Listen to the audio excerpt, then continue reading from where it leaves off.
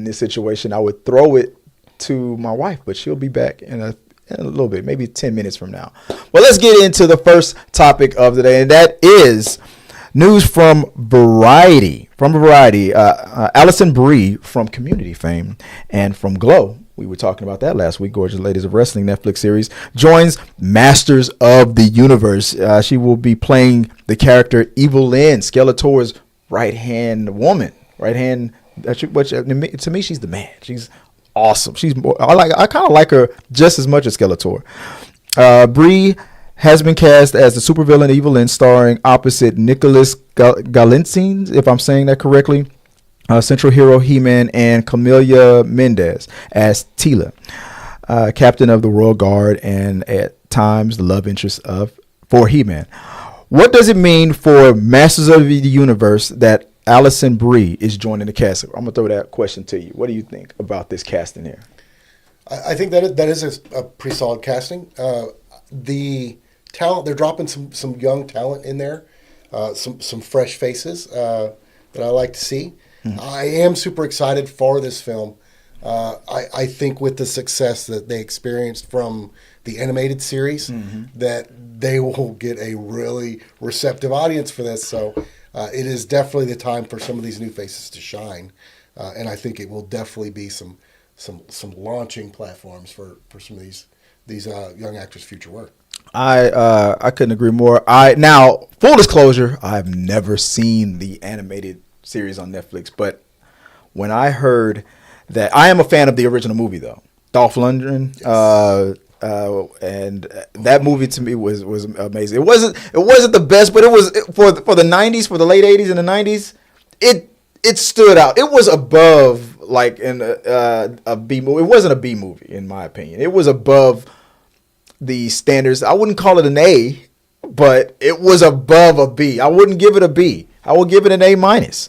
It was a B plus because the makeup, the to me they captured exactly what I was about to say Thundera from the Thundercats. What is the Castle Grayskull? What is that world called? I forgot what the world is called. But they captured the essence of that world. Now the plot might have been a little here and there. They had to find a way to come to Earth. Of course, a lot of movies, no matter what the movie is set in, they always have to find a way to face off with regular people from Earth. But so that was just a trope that's still to this day going on. But despite that, I thought it was a great movie. Skeletor, Evil-Lyn, played by Megan Foster, who also voiced Evil-Lyn in the Netflix version. So now that I know that, because I love the original so much, I'm going to watch the cartoon. I am definitely... Now, that was a long arc to get to Alison Brie. I know Alison Brie more for her comedy than anything else, like Community, and she was pretty funny in, even though it was a comedy drama in Gorgeous Ladies of Wrestling, the Netflix series. I have a feeling that she is not going to give us her comedic chops. I feel like she's going to bring it as far. I have a funny feeling that she's going to be menacing, very scary. She's going to give us another side of her that we've probably never seen before. I'm used to seeing her funny side. She's hilarious. And obviously she's attractive. She's a very a pretty person. But I think on top of that, with that, because Evil-Lyn is a very that's one of the things that's scary about Evil-Lyn. She's so damn gorgeous. And she's not to be tampered with. I think we're going to get that version. I feel like we're going to get a side of Alison Brie that we haven't seen before. So that's why I'm excited for this casting, because I love that character. I hope so as well. They really, in the series, they really dived into some deep storyline and some more adult-themed feel to some of the characters. Definitely not the childlike trope that we got in the 80s. Yeah, that you got in the 80s. You got much more of a real world, really conflicted characters that seemed a little bit more well planned out and more grounded. So I think that will be, if they continue that onto this movie, I think people will be very receptive. It worked really well for them in the cartoon. So you think like going dark? You think like if it's a more of a darker tone, you think that might work with? Yeah, I think darker and just more adult based. they can go above and beyond what you were expecting from a younger audience, and it will still resonate with the young group now, and it'll still resonate with the older generation that's going to like the movie. I think and that platform, done that way, was successful and proven to be successful previously. So I think that would be a very smart path for them to take. I just hope that they get the tone for because He-Man is a very it seems like from at face value you would think it's like it's medievalish and magic but it's very high tech and sci-fi. The way the world is set up, it's like a perfect blend of like magic. Sorcery and science. I just hope that they get that tone right, because I feel like people tend to go more one way than the other. But I just want that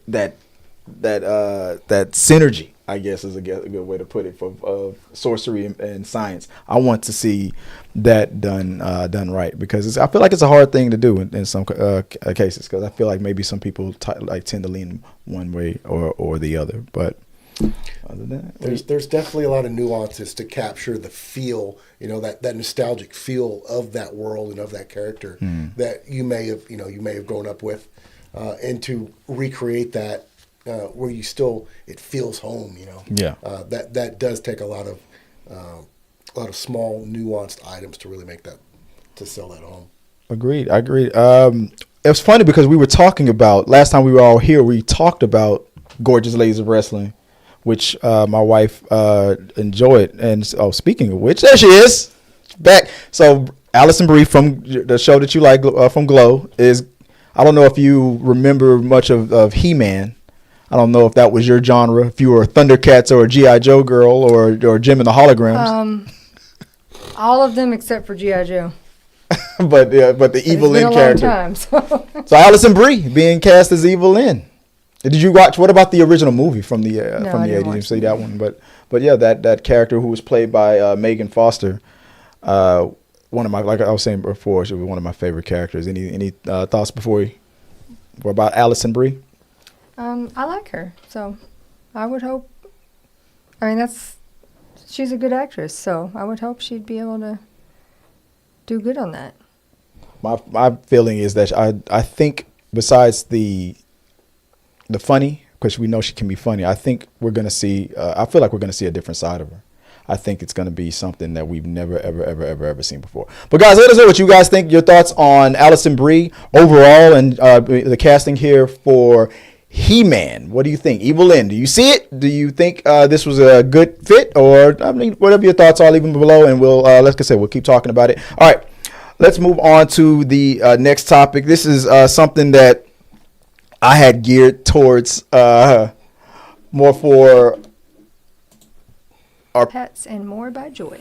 And as always, guys, just on T3 Media Studios or at Chris W. Fagan, you can always holler at me and let me know what you guys want to talk about. Until next time, guys, have a happy peace. Thank you guys for watching our video. I really do appreciate it. Remember, you can support our show by becoming a member or a Patreon. So click the subscribe button. Don't forget to ring the bell for notifications so you'll never miss out on when we go live or post new content. Let's stay connected, grow this community together. Like, subscribe, comment, and let's keep talking.